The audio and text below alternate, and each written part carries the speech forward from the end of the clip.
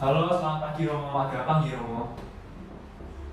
Bima, saya mau beritahukan, kamu ditunjuk menjadi perwakilan IUD di baru kita. Apakah kamu bersedia? Mohon maaf Romo sebelumnya. Ya itu apa ya Romo?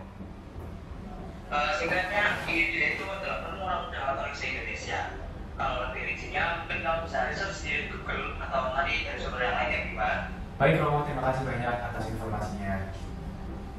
Sama-sama, Mbak. Kamu tunggu ya konfirmasinya. Siap Romo.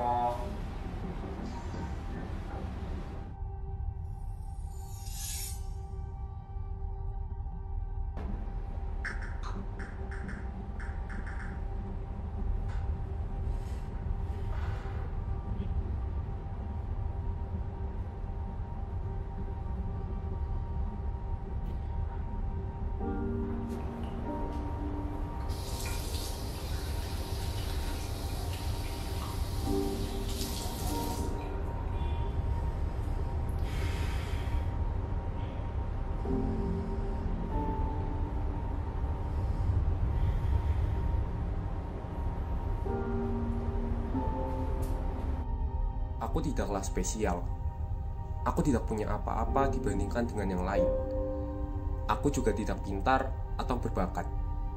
Tetapi kenapa aku yang ditunjuk menjadi pengganti? Aku tidak tahu apakah aku siap.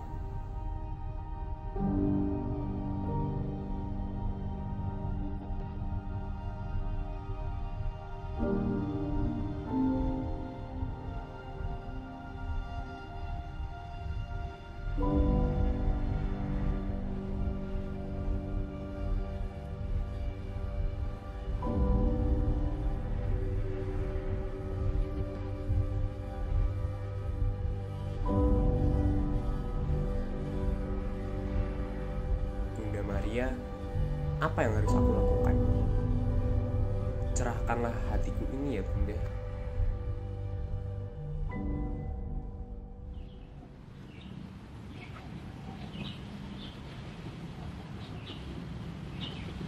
Halo Romo, terkait dengan IED, saya bersedia Romo. Baik Romo.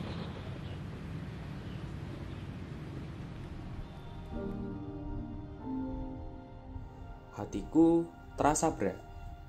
Tak terasa, sebentar lagi aku berangkat untuk mengikuti pembekalan pra-IET. Aku tidak bisa selamanya mengeluh dan menganggap diriku tidak mampu. Mungkin dengan mengikuti pembekalan ini, aku menemukan perubahan untuk diriku. Dan saat ini, aku ceritakan kepada kalian semua kisahku bersama teman-teman baruku. Inilah cerita kami.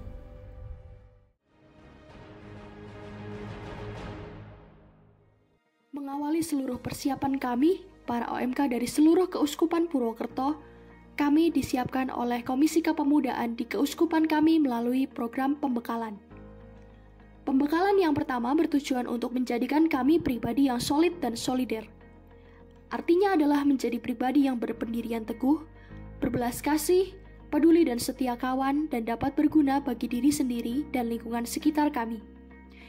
Di dalam pembekalan ini, kami dikenalkan oleh 3 hal penting untuk kami refleksikan, yaitu adalah olah rasa, di mana kami diajar untuk melihat makna yang lebih dalam dari suatu hal yang kecil di sekitar kami. Yang kedua adalah olah guna, adalah kesempatan kami untuk memberikan apa yang kami punya dan menerima apa yang dimiliki orang lain. Yang ketiga adalah olah aksi, untuk membangun komunitas yang lebih baik untuk melayani Tuhan sepenuh hati dan tanpa pamrih.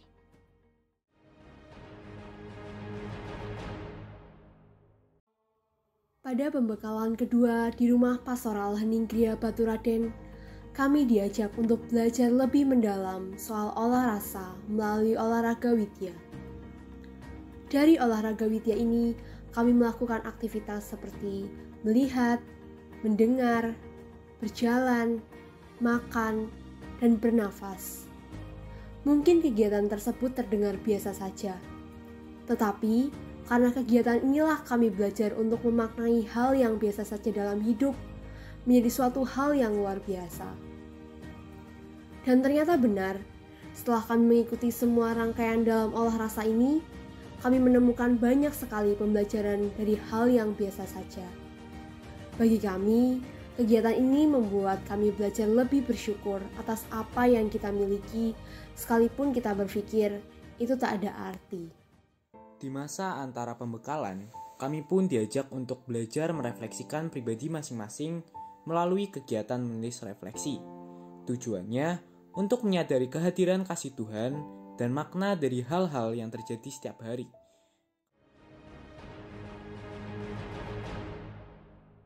Setelah melewati 2 pembekalan pra-IYD, akhirnya aku dan teman-teman kontingen Keuskupan Purwokerto sampai di pembekalan yang ketiga.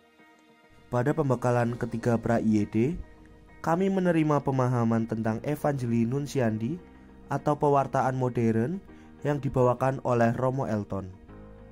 Materi dokumen Amoris Laetitia menjelaskan tentang keluarga yang dibawakan oleh Romo IA. Juga dokumen Abu Dhabi menjelaskan terkait toleransi umat beragama yang dibawakan oleh Romo Randy. Di pembekalan yang ketiga ini, kami akan melaksanakan live-in di beberapa tempat yang berbeda. Sekarang adalah giliran teman-temanku untuk menceritakan kisah mereka dalam perjumpaan kali ini. Kami live-in di Panti Wereda Catur Nugraha Kaliori. Banyak pengalaman berharga yang kami dapatkan. Kami belajar menghargai waktu di mana saat kami tua nanti, kami tidak bisa lagi beraktivitas dengan normal. Dan pada saat tua kami nanti, kami akan bergantung pada orang lain dan merasa kesepian seperti opa dan oma yang berada di Panti Wereda ini. Kami juga belajar bahwa kebahagiaan tidak selalu dalam bentuk harta. Ketika kami menemani oma opa bernyanyi dan bercerita, disitulah kebahagiaan yang kami lihat. Mereka terlihat kesepian dan membutuhkan sosok teman.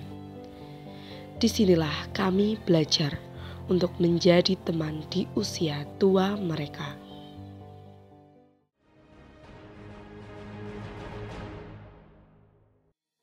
Live-in di Paroki Santo Paskalis, Boilon Wangon. Kami ditempatkan di beberapa rumah umat yang berbeda-beda. Ada stasi Gentawangi, stasi Kaliwedi, dan stasi Kebasen. Perjalanan kami sangatlah jauh dibandingkan dengan kelompok live-in yang lain. Sesampainya di sana, kami membantu beberapa pekerjaan rumah, seperti memasak, menyapu, dan memberi makan ikan.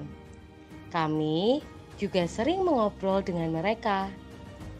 Senang sekali rasanya bisa diterima dengan gembira dan baik.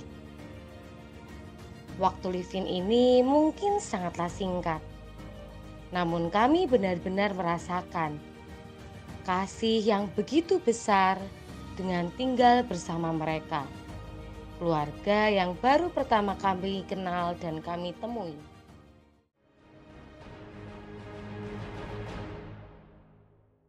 Rumah Sakit Umum Santa Elizabeth Purwokerto menjadi saksi perjalanan live-in kami. Perjumpaan dengan kaum papa yang sedang berjuang untuk menjadi sehat adalah peneguhan bagi kami. Bersama Suster Anna Mari, Dr. Jum, Dr. Hendra, Bu Umi dan Bu Tuti, kami diajak untuk menjadi seorang pastoral care, sosok yang menjadi penguat bagi para pasien. Kami juga belajar tentang rahasia medis dan berusaha untuk menjaganya. Tidak hanya itu, saat kembali ke biara, kami diajak untuk mengolah lahan dan bercocok tanam. Bersama para suster Dominikus, kami bergotong royong dan merasakan kehangatan hidup di dalam suatu komunitas. Aku mendapat live-in di daerah Stasi Karangrau bersama keluarga Pak Nalim, seorang kakek tua. Selama live-in, aku melihat kehidupan sederhana mereka yang berbeda dengan kehidupanku di kota. Mereka menjaga rasa kekeluargaan dengan hangat, baik dengan keluarga maupun antar warga Stasi Karangrau. Mereka sering saling berkunjung meskipun jarak rumah cukup jauh. Bahkan setelah misa, mereka masih berkumpul untuk mengobrol dan makan bersama. Aku belajar banyak dari keluarga Pak Nalim dan warga Karangrau. Mereka mengajarkan aku untuk lebih bersyukur dan memaknai hidup aku sendiri yang sebenarnya sudah bisa membuat diriku bahagia.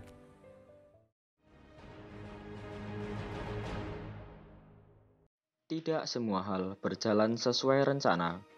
Contohnya kami yang tidak jadi live-in di Pondok Pesantren Fathul Huda Purwokerto. Dikarenakan santri-santri di pondok pesantren belum kembali dari hari liburan mereka, pada akhirnya kami live-in di Gereja Santo Yosep Purwokerto Timur. Dan sebagai gantinya, kami dapat belajar mengenai komisi-komisi yang ada di Keuskupan Purwokerto. Seperti halnya kami belajar tentang Komisi Kepemudaan bersama Romo Bram, Komisi Kerasulan Awam bersama Pak Agus, dan Komisi Pengembangan Sosial Ekonomi bersama Romo Tejo. Kami jadi mengerti bahwa komisi-komisi inilah yang membantu keutuhan gereja. Kami pun dapat memetik pelajaran berharga bahwa dalam setiap perencanaan manusia, Tuhan akan menentukan yang terbaik bagi kita.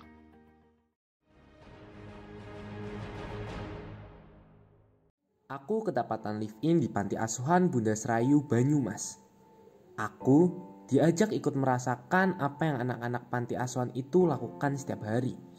Mulai dari kegiatan sehari-hari mereka dan juga dinamika antar anak yang ada di sana. Melalui dialog dan dinamika yang hangat dengan mereka, aku merasakan kasih Tuhan dalam komunitas itu. Saat seseorang bersyukur atas apa yang ia miliki termasuk keluarganya, maka ia menjadikan dirinya anggota keluarga yang penuh kasih. Tidak semua orang memiliki anggota keluarga yang lengkap. Maka aku perlu mensyukuri anugerah Tuhan atas keluargaku yang sampai sekarang ini masih lengkap.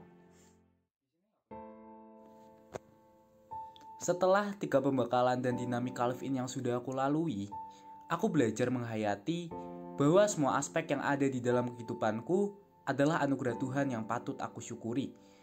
Kunci utama menjadi bahagia adalah bersyukur. Aku bersyukur bahwa proses yang kualami mendewasakanku. Oleh Tuhan, aku dikuatkan menjadi pribadi yang solid. Oleh Tuhan pula, aku ditumbuhkan untuk menjadi pribadi yang solider. Aku tidak perlu ragu lagi. Aku harus berani bersaksi. Kini, aku bersama teman-teman memantapkan diri melangkah menuju Palembang. Indonesian Youth Day, kami datang. Bersaksilah, wartakan pada sesama agungnya kasih Tuhan, berakar, bertumbuh, kobarkan api cinta kasih-Nya. Bangkitlah, bersaksilah, wartakan pada sesama agungnya kasih Tuhan.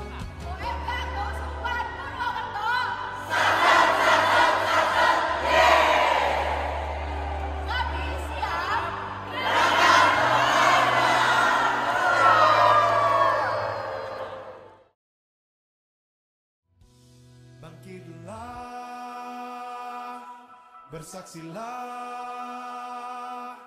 wartakan pada sesama agungnya kasih Tuhan, berakar, bertumbuh, kobarkan api cinta kasih